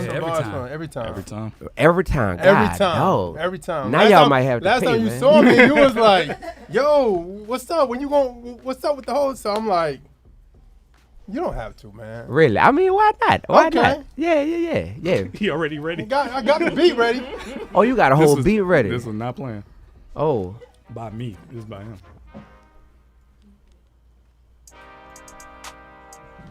Oh, yeah. Look, this on my album Loaded, you heard me? About to drop August 21st, you heard me? This is called Love, Lukewarm. Huh. People claim to do God's work, but they steady turning more lukewarm. Y'all old heads, not baby Christians. Stop acting like y'all newborns. Wanna feel cool, wanna be accepted. Y'all out of line and y'all out of touch. Y'all ain't street, them stories all made up. Won't need a powder puff. Some say I shouldn't speak up. Real ones tell me I ain't speaking loud enough. Cats putting money over ministry. I see a long list that keep piling up. Even being saved is a business move for some of y'all. Man, you wildin', bruh. Fists in the name of God, best believe I want all the smoke. Don't know how to duck, I'm powered up. New Orleans, my city, just landed in Philly. The home of Meek Millie and Wallow and Gilly. I feel like I'm floating, the angels are with me. Gritty, not grimy, ain't never been slimy. Ever God need me, that's where you gon' find me. Constantly serving his people, therefore if I need them, I got me an army behind me. Okay, they demons irritated by my spirit. I know I'm anointed, that's why I'm fearless. I'ma need all of the fans to hear this. Some people reach the folk in the church, but they not satisfied with that feeling. They doing God's work, but then they get bored or feel like they hit a ceiling. Then they wanna go mainstream, start changing their message to water it down. Selfish ambition is taking over, it's a business decision. Follow me now. Then when that experiment don't work, it's right back to the church. Some people just playing the game. Truth hurts, and they play it well, rep. And they good people, yep. And I pray our Father, deliver us from evil. God knows our hearts, Woody. Some of these fans ain't smart, Woody. This real life, this authentic, this here to state of the art, Woody. Woody. Yeah. That's good, man. That's good, man. Yeah. That's what's up. Yeah, man. Thank you, sir. I know I be all over the place sometimes, but I wanted to direct the energy back to Loaded, the album. So that is on the album. You heard me? That's what's up. Yeah, because I just want people to know social media and all that and content, that stuff is cool. Yeah. But is that music banging? Mm-hmm. Yeah. Listen to the album. We're going to get you to number one. I believe we can do it. You think so, bro? I believe we can do it. Yeah. Yes, sir. I'm on your broadcast channel, so I see where people vote. When you ask who all knows about the album coming out, and it seems like it's more people that know that don't know. So I mean, that's for sure, man. We gonna see what happens, brother, and it's all good either way. But ain't nothing wrong with setting a goal and putting it out there. You feel me? Absolutely. Man, I'm grateful for y'all. Let me see anything else going on. You got way more going on that we could get to today. For real, yeah. Man, this time be flying. I love y'all. I truly do love y'all. Yes, sir. Thank y'all, and we got your back, bro. Yeah. Straight up. If you don't see the comments, we praying for you, and we proud of you, brother. Thank you, brother. So proud of you, my son. Yes, straight up. And to anybody out there, any Christians who might really feel like they were let down or disappointed by finding out that I said I'm not voting for Donald Trump, and that I said no, like seriously, or that that it's like, how could you say you're gonna vote for a Democrat, D1, and how could you do this? Listen, I still love you, and I don't say that sarcastically. I genuinely still love y'all, and I still know that we got the big man in common, which is we are serving Jesus Christ. Amen. Right? Yeah. And I promise I'm down to continue to build and continue to make sure that we don't have to start tearing apart each other's character and spiritual character publicly and hurling these insults about who we are spiritually and calling each other Satanists and all this stuff. That's not what it's about, and I mean that sincerely. Yeah, we should be able to disagree and still love each other. If we're really brothers and sisters, if we really are, we should be able to disagree, have conversations, work it out. But as long as all of our attention is geared towards following Jesus, I could be wrong, you could be wrong, you could be wrong. Right. We're all interested in being right for God. Yeah. So we can have the discussion, because I'm interested to see where I'm wrong. Yes. Yeah. Everybody should be working on, okay, God, show me.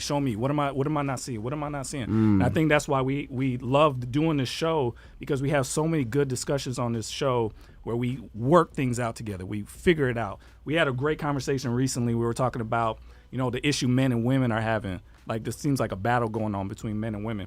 And we had such a good conversation when we worked it out. We looked at scripture. We figured out what the Greek and the this and the that. That's what I really believe the body should be coming together. And it should be, especially during this season, we should be coming together on politics so that we could figure out, what does God want us to do? Who does God want us to vote for? That's what I'm praying for. So I'm glad you're speaking out.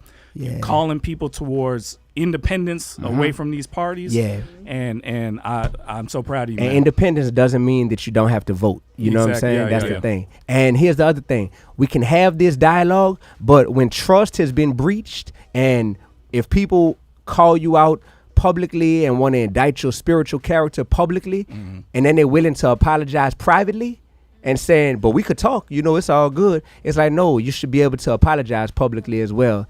When you want to publicly indict somebody's spiritual character, it's different between saying, yo, I disagree with who this person wanted to vote for, versus making an assertion that this person is out of the spirit of God, or this person is just trying to appeal to black people more than they trying to appeal to God's kingdom. So when you indict somebody's spiritual character publicly, but then privately you apologized for it, then you should be able to apologize publicly. And if you're not willing to apologize publicly, then don't try to come out with this, oh, I want to talk, and this person just ducking me and don't want to talk to me or whatever. No, that person don't trust you. That person see that you want clicks and content more than you want conversation. That makes sense. You hear me? Oh no, it make a lot of sense. It make dollars, it makes sense, it make everything. Trust me.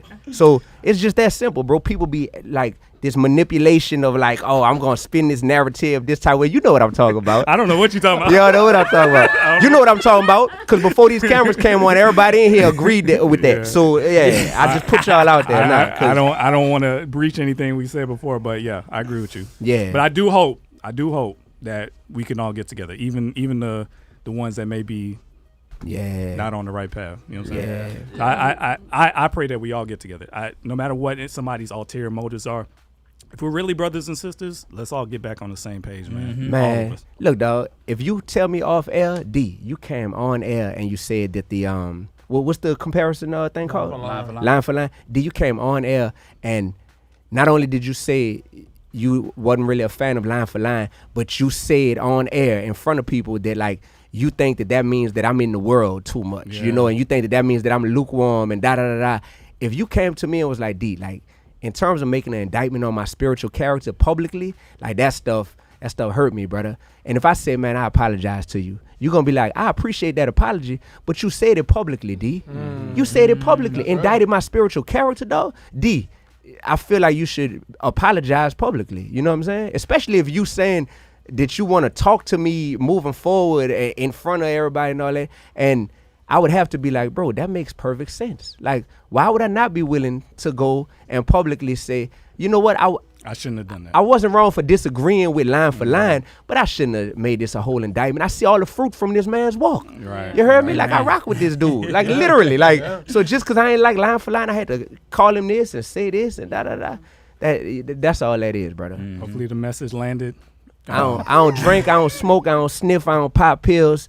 I don't even curse up in my music, but it's hot still. I'm all in the hood and I ain't even strapped. Simba, Burrito, they lying in they raps. You heard me? Yes, people sir. be lying, bro. People be getting on this internet. They be lying in they raps, boy, for real. Making it seem like it's something. Ain't nobody ducking. Come on, man. It's called the order of operations. When I was a math teacher, it's an order of operations. Multiplication and division come before addition and subtraction. It's just order of operations in life. That's how stuff go, man. If we truly care about relationships and not just algorithmic, come ups and trying to get people canceled or paint people as Satanists or, all that type of stuff. So that's all, man. Yeah. I'm checking the comments now. Oh, they have people watching this? I'm wondering if one person in particular is watching. Word. Yeah. Upset. You a fan. You heard me? For real. Oh, man, here we go. Man. All right. Thank you for coming, yeah, bro. man. Yeah, we thank appreciate you. Appreciate Thank you, that. sir. Man, it's a blessing. I tried not to fire you up. you Yeah, up. you did a good job, bro. I tried my best. It's just like, I'm not good at avoiding Talking around it, yeah. Yeah, correct. And that's all that is. You did a good job. I'll say that. Thank you, bro. Thank you. Because absolutely. it's icky to me just seeing, like, in the Christian space. Like, right now, bro, I posted a video yesterday about just saying, yo, we need to be careful not to say God told me, right? I saw that. And bro, I'm talking about God, and people coming in my comments talking about politics. Because they already associated.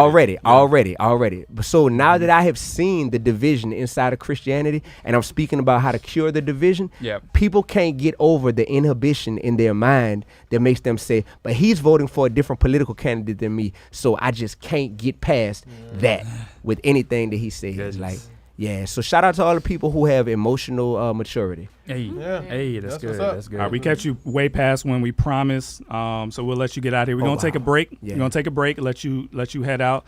Line for line up next. You in the field with the track. Let's go. I'm serious. It is. It actually is.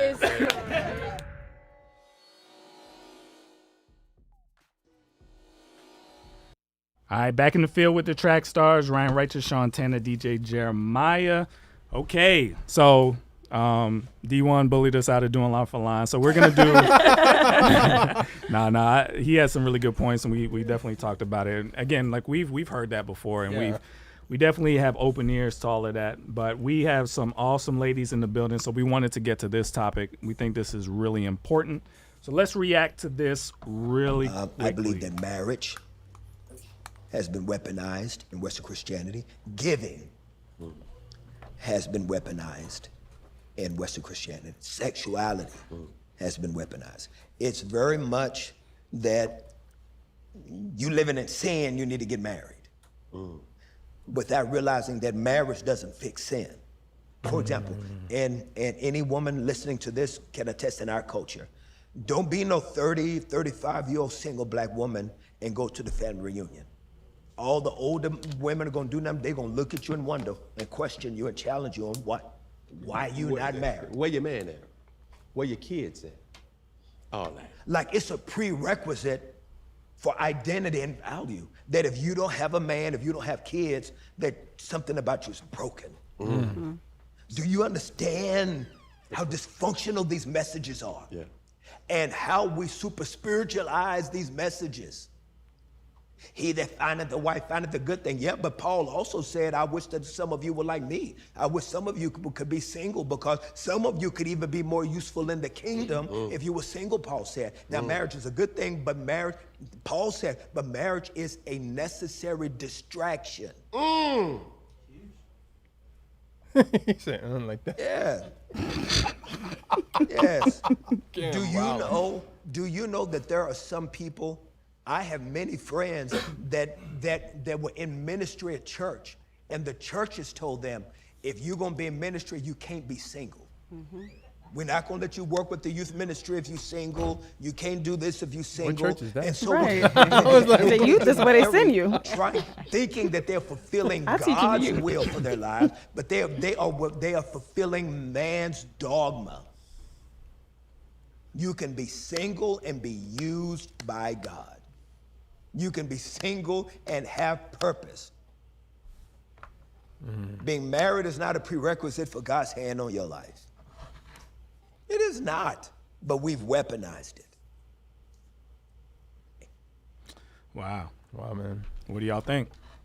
I just think that's so real what he said, because as a 41-year-old single Christian woman, I had to overcome a lot of challenges that other people placed on me. And not only that, just how I saw myself in general as a single Christian woman. And I was just talking to TK about it before we got on the mic, that I feel like sometimes women, we get it from every side. We get it from the church. A lot of times they associate you with lewdness. If you're single, you got to be out here fornicating, or there's got to be something wrong with you.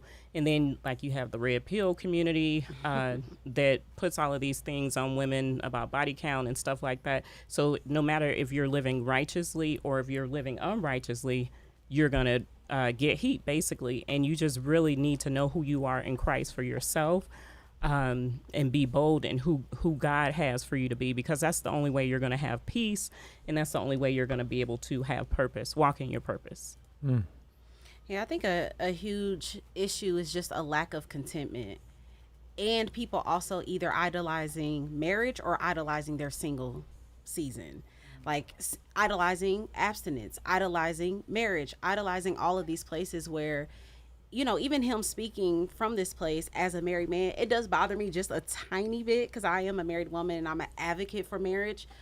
I'm not sure, like, as he's speaking, I'm like, where is the necessary distraction? Because I don't feel that. Yeah. Like, I got married and immediately propelled into purpose. Like, pushed into my ministry, pushed into everything that has, God has called me to. But I think that single season is necessary too. So I just feel like it's like a lack of contentment in either area that we're even having these type of conversations. Granted, I know that the church has absolutely pushed, look, it's better to, what they say, marry than burn. Burn. And it's like, yeah, but that's also why this is your third marriage. You got 5 baby mamas. You have families all over the place. You can't create generational wealth because you've spread your seed everywhere. And like, it's so many parts to it. That's why it's like, no, let's just talk about it all. So if we're gonna get married, let's do it well. Like, let's know the partner. Let's not let sex fog our dating process. Let's actually be on a healing journey, getting to know ourselves, ask the right questions, and not just be in a rush. Like, I guess because I'm horny, I might as well like lock it up and get married. Single season, like, okay, while you're being single, like, please be content in that. Yes. Be okay with that. It is so. I tell single women that I coach all the time, like, girl, thrive, like, do your thing, have fun, get to know yourself, heal. Because I got married at 22, got with my husband at 21. I had like 1.5 serious relationships before him. I didn't have a super long single season. So I've also experienced the consequence of just not knowing myself in marriage and having to get to know myself while trying to nurture, try to cater. Then I'm kids back to back. And so like getting lost in that. So it's like, just enjoy either side you're on. Enjoy it. Both sides are beautiful. That's great balance that you're bringing to that. And I think that scripture is better to marry than to burn was directed at a couple that's already engaged. I don't think that's just meant overall for singles. Like, if you can't have control over your sexuality, you need to find somebody to get married. But that's how a lot of people have interpreted it. And it's been harmful for the body of Christ. And now they're doing studies to try to figure out why evangelicals get divorced so quickly, because they're being forced to be married because they don't have any control over their sexuality. So your singleness is the time that God has given you to gain control over your sexuality, so you can make a wise choice, like she said, getting to know the person, and not just because you can't control yourself. And then I want to say thank you so much for sharing about how you just were pushed into your purpose and you thrived when you got married, because we don't hear that as single people. And marriage is talked about more like, okay, it's just going to be a distraction from your purpose. And then there's almost a false burden placed on singles, like, okay, the singles are set apart for the Lord, so we're just supposed to be working all the time. So sometimes when God has us in a situation of rest, or even healing, for example, I've been going through some grief, and I've been healing from that. So I haven't been able to operate at my full capacity of ministry. But sometimes you feel ashamed if you're not able to be pushing in ministry all the time. But God values us just where we're at. Absolutely. And I think that's so important to share. Yeah, I think thriving is doing the best that you can with what you got in the season that you're in. So my life did not consistently look like getting booked, coaching, on Zoom calls, having my community, any of that. There was a season where I was a mother and a wife. So if you think that it's going to be consistent in what your purpose in ministry would look like, yes, let me go ahead and tell you, it's not. Like, there will be seasons where you are, and you should just dive into your home, your children, your marriage. But yeah, I mean, shoot, I had to be kind of stopped in a way. And then my husband didn't help, because he my manager. And he like, when we get music out, when we get on. I'm like, sir, I just pushed out 2 kids. Like, wait a minute, like, let me breathe. And he's, oh my gosh, he was on my head so much. So much. But yeah, I feel like there are seasons, and I think that's something that with women, we're always trying to like control and like be at our best all the time. You lost someone, grieve. Like, you're freshly married, girl, enjoy your man. The ministry will be there. You know what I'm saying? Oh, like, yeah, you ain't gonna have to tell me that when I get married. I've been waiting too long. Literally, like, girl, enjoy. I mean, I don't want to say honeymoon phase, but just enjoy that fresh love. Like, enjoy that season, and then enjoy ministry when you are booked and you are on phone. Like, just enjoy each and every season. Thrive. And that can look different in each season. Amen. Yeah. Wow. Okay. That went faster than I thought it would. I thought y'all would disagree with Kirk on that. So are you saying that? Well, I kind of do. So you think he's wrong with what he said? What? You think that people aren't being pushed into marriage as singles by the church? Now I feel like we're in a culture where it's more singles, and they're loving. Like, me and my husband talk about this. We meet single men that are, decent looking, got their stuff together, and they just actually enjoy being single. Like, they enjoy taking a girl out on a date but not having that commitment. They enjoy, let me say, in my experience, in my sphere of community and people I talk to, I have not heard that. But I think this Back is more in for the the day, women. Women are being pushed into marriage. You don't think? I think women are desiring it deeply. But I feel like we are in a very feminist, independent, boss chick, boss girl, luxury woman, do it on your own hour more than I need to hurry up and get married.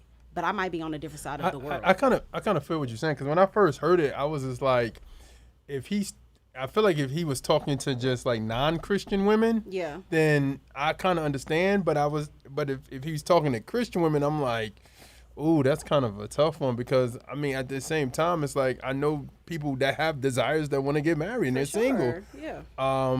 But at the same time, it's just like, how do you do that? Like, how do you, as a Christian woman, how would you do that if, like you said, if guys are like, I'm cool. I'm cool being that dude at my church that I can take her out. You know what I'm saying? Or you know what I'm saying, or vice versa. So when I first heard that, I was kind of taken back a little bit, like, because I know there's women that want to be married. For sure. You know what I mean? But For sure. I think at the same time, because when he talked about like even single, when I was single, we stayed in church. Yes. Serving. You know what I mean? Like, so it wasn't like. And even we had married people on there serving with us. So that's how I'm like, I don't know. I think my only concern with that was I hope he's not giving the cosign to be like, yes, Kirk, let me stay single. Right. You get what I'm saying? Yes, that was gonna be like that's the conversation. It's like, okay, so as we are single and as we are very sexual beings, at the end of the day, talk about it. What are we doing in that season? Because it's one thing to just kind of be cruising, and I'm talking to women that desire marriage. Mm-hmm. If you are, what do they call the people that never eunuchs? Is that about eunuch? Yeah, I was gonna say a nun. Is that what it is? Well, for females, yes. Something similar to that. So if you are that, I'm not talking to you. I'm talking about women that do desire to get married. Like, what are you doing? They're suffering. They're suffering. That's what it is. The ball is in men's court when it comes to marriage. They have to pursue. They have to go get the ring. They have to propose. And as a woman, we're not supposed to force a guy to do anything. You want a guy to want you for you. Mm-hmm. Right. So if a guy is not coming after you, and you said it yourself, they're content to just date a woman and kind of play around. That's enjoy a woman's company, but not commit to a woman. Yes. So if that's what's going on, what can the woman do? So why are the women getting all of the flack, like what Kirk is sharing? Because we're getting the pressure, we're getting the flack. Oh, you're over 35, you can't have any kids, or maybe it's something wrong with you, or you're against men, or something like that. And that's not really the issue. It's just that a lot of these men are not pursuing us, you know. Talk about it. 35-year-old bachelors, that's a problem. You enjoying your single? Yeah, they enjoying it strong. I know you enjoy hanging with your boys. I know it. Like, I know so many of them. Me and my husband run into them all the time, where it's like, oh, you just like, the vibe of. So I guess the conversation would be more so for men. I mean, we know that there's more purity conferences for women and prepare. I mean, shoot, I have a whole program and community preparing wives. Women to be wives. And so who's doing that for the men? Right? Who has the community for them? Who has, like, every week we're talking about tone, body language, respect, how to not withhold sex from your husband because you're angry at something petty, how to grow an who is doing that for men? But I think the problem for men I've seen is the men that's doing it is not the men that should be leading them. but they love it because they got the stuff. They got the flash. They got the, you know what I'm saying? Like the red pill community. Yeah. But not even red pill, but just the guy that's like not cocky, but just like the guy that the alpha males in the church. Yes. But I'm talking about in the church, not like there's online. red pill church people. Yeah. But what I'm saying, those type of guys are leading the charge for men. So like, if we came on the scene, they may look at us like, "What y'all got? We y'all, betas." Yeah, or y'all don't got enough. You know what I'm saying? Because men for some strange reason look at other men and see like, "What do you got? Let me size them up. Oh, okay, my man is success. What you talking about? He alright. You know what I'm saying? Because it's visual. For certain men, it's visual. Within relationships, and like striving for marriage. Well, I would say this. It depends on that man. The average single man will probably look at somebody that looks more flashy and go to them. But you also gotta understand that there's a lot of men that are bitter because a lot of women who want them now didn't want them when they were early on in their 20s. They were lame back then. Yeah. So I think there's a lot of bitterness that gets built up when you see we don't have time for this next one, but this is kind of leads into the next one, is that men grow up realizing that women seem to go for the bad guy. Yeah. Yeah, that's So true. then they start to say, oh, I'm going to be the bad guy then. Yeah. And then by the time you want the good guy, it's like, you didn't want me when I was the good guy. So it's this battle, and I think it's causing this war between men and women right now. Even in the church, there's a lot of guys. I mean, it even impacted us where we would do videos like, these girls don't want us. They want these flashy dudes that are That was like the loud 2000s, though. Yeah, but still, I mean, that age group, right? Yeah. So it's like, I think that a lot of those guys It's that feel still true. rejected Yeah. end up being those playboy, Yeah. I ain't committing to nobody type But people. but I think Or they married. But no, but I think what it was Facts. for me, I seen other guys that were like that, but I knew that integrity still matters. I knew that God still matters, and I knew God was looking at me like, how are you treating my daughter? That You know what I'm saying? Like, I had to, even as a single, I had to look at that from that perspective. Like, you know, when I'm dating my wife or I've dated somebody else, and I was like, I don't want that reputation. Like, I don't want that reputation to be like a church player. I don't want that reputation to be like, you know what I'm saying? And sometimes some of it is kind of a guilty thing for me too. It's like, because I care what somebody think about me. But at the same time, I still was mindful, like, I don't want my name to go crazy in this church. Yeah. And I think sometimes people don't care about that. Some men don't care about that. And I believe that's also why Christian women are marrying dudes that are like, I just got to know Jesus like 2 seconds ago. Exactly. Because they are more open to, you know, like the Christian man that has been abstinence, there is not all. In some cases, if they've been abstinent for a long time, there's like this sense of like arrogance and entitlement. I've been abstinent for 4 or 5 years, so you better be at least 7 years in the game. Oh my gosh, don't have kids, don't have more than 2 body counts, don't have more. So there's this extensive list that they're never gonna, I mean, most likely ever find. So the woman that has been rocking with Christ, she's saved. That's why you see like, well, sis, why did you, that's a strange pick. You know, he just got to know Jesus. That was odd. It's like, well, sis. Yeah. But it's the opposite too, because the men that you're talking about will get the new girl. Because we had a conversation about that years ago, where the oldest women would be like, not older like age, but older like in the faith, would be like, You dude, alright?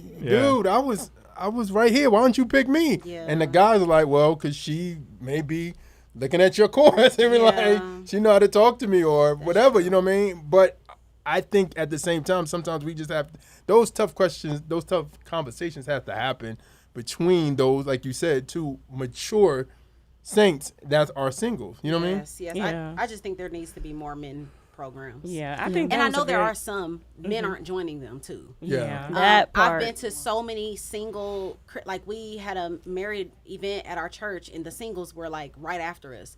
And actually I spoke on a panel with one, and let's say there was 100 people in the room, there might have been 15 men. Jesus. And then another event that we went to where there was probably like, I don't know, a couple of hundred, it might have been like 30 men. Yeah. And so we're talking about like men aren't even showing up Yeah. to these places. Well, a lot of men ain't saved, so Yeah. So that's another question too. It's like, so what do, if you showing up to an event and that guy, like 5 men showing up, 10 men showing up to 90 women, it's like Yeah, you 'cause choosing who you think you got. You know what I now mean? it's looks. Yeah. Now that just comes to who's the coldest in Yeah. the room. Yeah. And, you know, That's so what's going a whole on this nother weekend. topic. I'm in town for a singles meetup event, and it Oh, was about okay. 6 brothers there yesterday, maybe about 150 of us all together, so everybody else were women. 6? About 6. It's about 6 brothers there. That's I about don't- what I counted. I don't think men, even single men who feel the way we used to feel, we don't look for singles events to get don't help with know. this. Did you? I don't know. Well, I used to DJ events, so Yeah, but you were invited out. I'm saying, like, when you, just as a single person, like, oh, why don't nobody love me? That's how guys, I guarantee you, we felt like that. I guarantee you there's guys like, what are y'all talking about? We've been out here and nobody wants us. So, I mean, Yeah. so there's guys that feel like that, but we don't tend to look for conferences to get our. Well, I don't think conference. okay. I know more like single church events at your church, maybe. But like going to conferences, I don't know about conferences. So where are y'all going? Like where, as single men, where are you single Christian men? The only guys that seem to be standing up for us are those red pill beta male guys that are not beta males, the alpha males that are like, they not respecting you. The feminism is taking over. Look at their, it's blame game, because that feels like at least they're talking to me. At least they understand how I feel, how I've been treated. I never look to go to a singles conference we just complain about it. Well, there's your answer, guys. Yeah, but it's not really a conference. It's a meetup, so it's more like a party. The problem is a lot of the guys that end up going are data players that y'all talking about.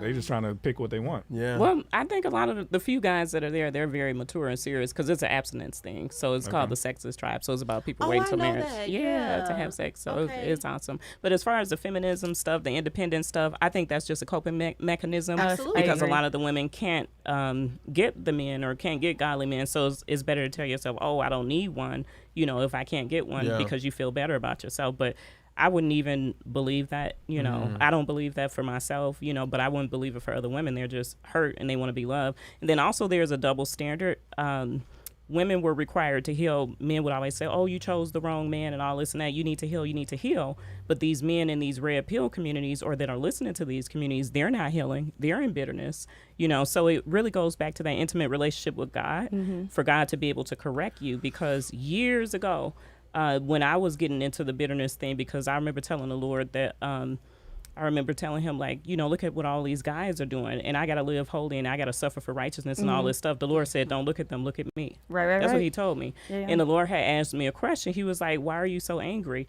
And then he started dealing with me about bitterness and Jonah, because Jonah was bitter about what was going on with the Ninevites, and he taught me about that. So that's never been an issue since then. So it goes back to, okay, whatever your issues are, you need to cast them on the Lord and let the Lord deal with you. Invite him into that so he can correct you, so you can always be in a place where you can actually give and receive love, because that's what we need. Because what we're doing now is keeping men and women separate, and we don't need to be separate. We really need each other. So Jeremiah, what do you, because the question I think is a valid one. Where are the guys that were like us before we got married? Where do we go? Where are we at? I don't know. I have no idea. I don't know. I think the guys that you're looking for may not show up to the singles meeting, but they're really engaged in serving their church. So look for the single guys they may not be at that meeting, but they're doing something. But how do you, so for the women that aren't necessarily gonna, hey, Marcus, what's your name? How does that connection happen? Because you can see the guys serving at your church, but the single events is for you to mingle and have those conversations. It creates the environment. I think I know for us, when we used to do destinations, it wasn't a singles event. But it kind of became a singles event. So I think for, I don't know, maybe it's just me, but I would never have wanted to go to an event that was the point of it. You know what I mean? But we had spoken word events and the stuff like that, where you're going to a thing and it happens to be that girls are there and you could talk and find. But to go there for that reason, I don't know if every guy would feel comfortable. It's a lot of pressure. If they're the kind of guys that we're talking about. No, the other guys, no problem. Yeah, let's go see what's up. Yeah, I think you're speaking probably for 99% of the men, is that they're not going there to the single events because it might feel strange. We are built from little girls to want marriage. We played with the baby dolls. We wanted the dress. We wanted the train. Like, it just always, the train that goes on our head when we're getting married. Make it plain. And I'll say this, Lost and Found says something that resonates with me. I'm not every guy, but some guys need help. I needed help. That's true. My wife needed to make it pretty clear that she liked me, because I assume that. Oh, same I here. assume everybody doesn't. Same here. So she had to, give me some signals. And what did these signals look like? Right. Sean? Jesus. Y'all be missing them. I started the conversation. Wait. Yeah, go ahead. What's the signals that men be missing? Everything. Just body language stuff? Body language, flirtation, just The hand on the shoulder. I'm just, now let me ask you a question. Now what if you a dude that's you serving with, and you serving with him, and like maybe 3 to 4 other women are serving with him, and they doing the exact same thing, and he looking at y'all like, because they probably are all flirting. They all flirting with you. Yeah, but you don't know, like, as a man. But this may be controversial, but what if you do that with a lot of dudes. A lot of That's guys. another thing too. A lot of guys may be like, I want you to choose me because you you're see doing something. too much. You see something about me. Yeah. Not that you just want a dude. Yeah. So if I see that you with this one over here, then I'm gonna be like, then you just do that. Yeah, Right? yeah, There's nothing facts. special about me. Yeah, facts. Okay, let's get back to that question I had asked you earlier. What I was saying. So I needed a lot of help. I did reach out. I knew my wife kind of like around because she went to my college, Yeah. and so I had kind of seen her. But I did reach out to her on Facebook, and we started a conversation, DM conversation. And I literally had to ask, I was like, do you think this girl likes me? I remember I asked Rick Sincere, I asked Ryan, I asked you, and they had to convince me like, no, I think she does, man. I'm like, I can't tell. And so she would keep coming back to the conversation, asking me questions, and Yeah. just pinging me just to let me know Yeah. that this isn't just I'm making it up in my head, So I think just a little bit of help may be good, but I would say save that help for who you really admire, that you see that there's something going on with them with God. Yeah. Yeah, Because but I'm observant to where like if I can't tell that this is Yeah, special for that's me, true. then I'm not interested. Yeah. yeah, Okay. I would say that was definitely the same for me, and my husband. I dang near had to be like, look, I like you. Like, it was so many different signs that he just did not catch. But then also, like, he was saying that he thought I was in a season that I wasn't like flirting with him because I was just smiling. And he was like, you're kind of like the first woman that smiles a lot. And like, look me in my eyes. And I was like, oh, that was flirting? So I'm listening to you. I'm like, dang. So men think, Say smiling Miami it and is. looking in your eyes is flirting. Yeah. But that was going to be the next conversation is like women, unfortunately, I don't want to say unfortunately, but for some, if you are like super reserved or super introverted, like I am actually, you might have to get comfortable with positioning yourself in situations that somebody that you have your eyes on will be like, he'll be there, or having the first conversation, hey, put my number in your phone, not necessarily asking like, hey, take my number, So I think that's one thing is that unfortunately in this season, you got to be comfortable with that a little bit. I would say for y'all, just make sure the Holy Spirit gives you the check to do that. Yeah. Because what you're saying Make is sure real. Because you don't make want, sure they're worth it. Yeah, because you don't want to Yeah. do that, and then you see him talking to another girl, and you be like jacked up in your emotions For and sure. stuff. You know what I And mean? this is the reason why I say that I needed help, and I think a lot of us needed help, was think about the mindset a man of God who's really trying to live for God is in. I'm trying to ward off all them temptations. I'm trying not to look and see if you're looking at me. Yeah. I'm actively trying Locked not in. to notice that Yeah. kind of stuff. So if you want me to notice, I may need some help because I'm constantly in the mindset of Purity. being pure. humble, Yeah. not thinking highly of myself. Yeah. And sometimes it could get negative. Like you could actually go too far in where I get to where I don't think highly of myself at all. So you just got to know that they're battling within themselves to remain pure, to remain a godly Quality man. And all men. that The stuff. right Quality ones. The ones that are that you Yeah. want. Yes. So just know that could be what they're going through. So if you notice, and I would wait for some sort of sign that they might see you that way, because I don't want you to get disappointed, because some guys are very visual, and if they just don't happen to click with what you look like, Yeah. you may get offended that they don't like you. Yeah. Because that's just how it is sometimes. But if you notice that there's some, like vibe there and something, Yeah. you may need to help them a little bit. Don't go Gotcha. overboard and Agree. step outside of who you are, but just confirm they may be curious and not Yeah, sure, that's real. I agree with that. I feel like I know situations where like a woman has pursued a man so much that she wasn't his type, but because she was so like aggressive, he like married her, and of course ended up cheating because Oh, wow. he was, but she Story was turn. so Yeah. aggressive, and it's like, well, shoot, okay, yeah, I do it, yeah, let's sure, like let's do it. So yes, agree, and I would hope.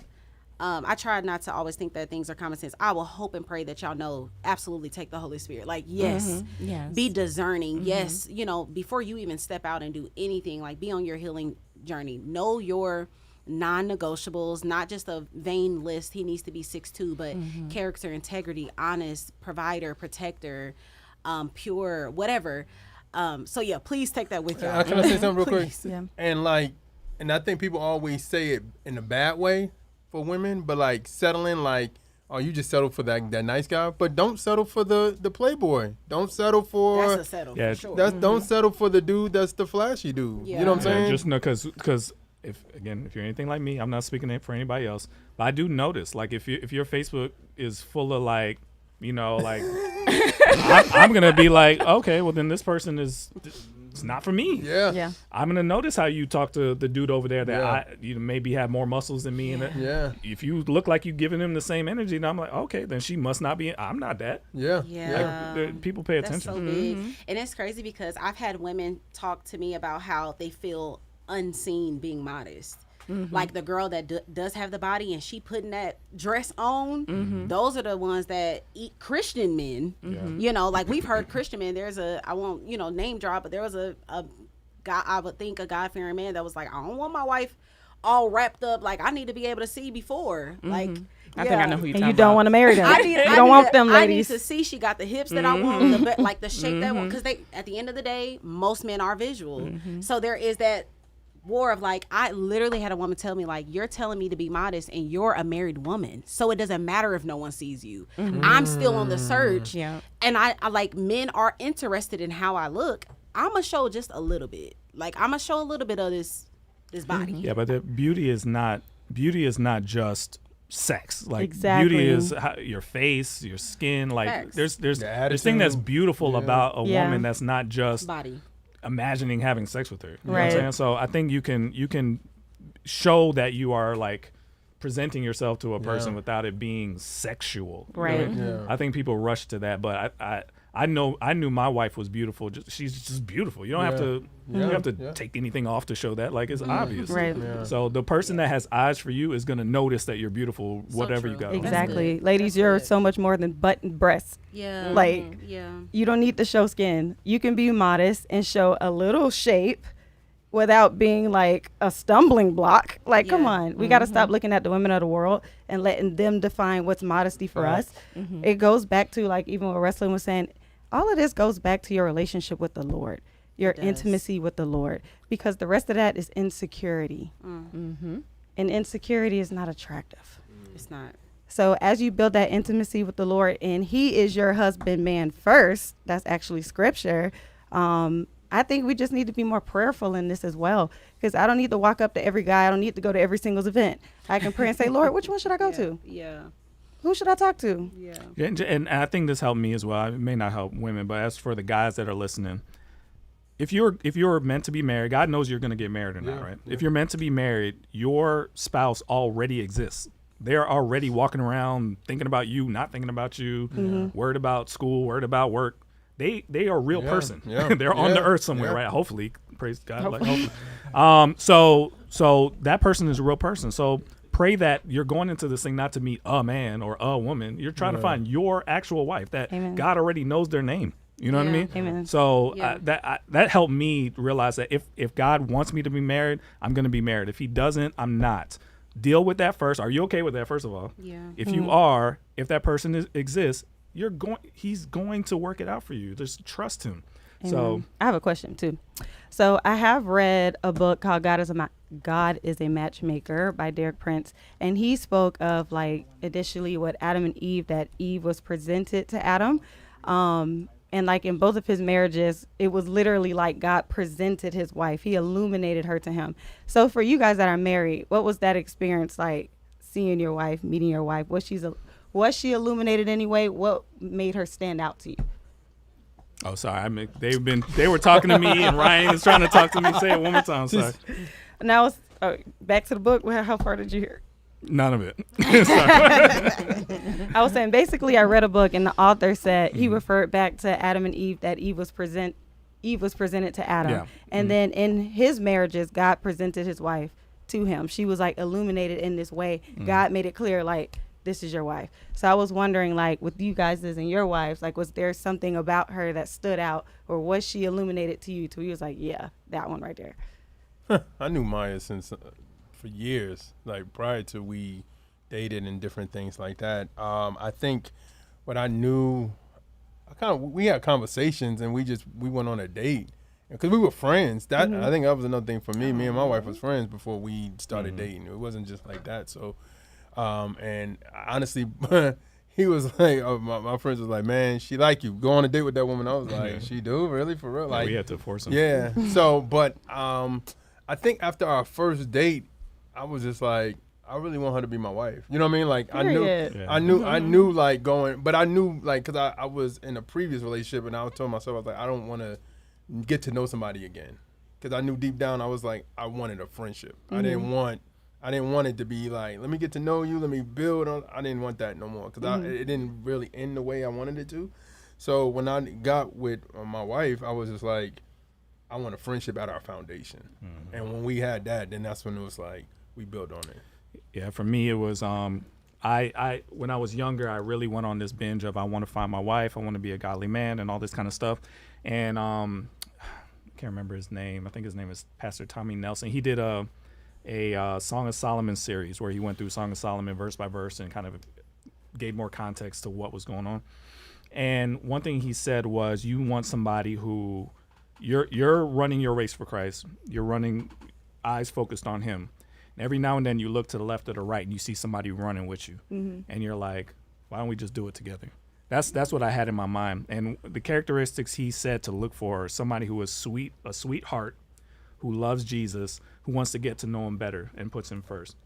So getting to know my wife, every single conversation was us talking about where she wants to be with God, how she wants to grow, how she wants to do this. And just hearing that she had a sweet heart, like no matter what happens between us, I know she's going to go to God and she's going to present her heart to God and ask him to give her the answer.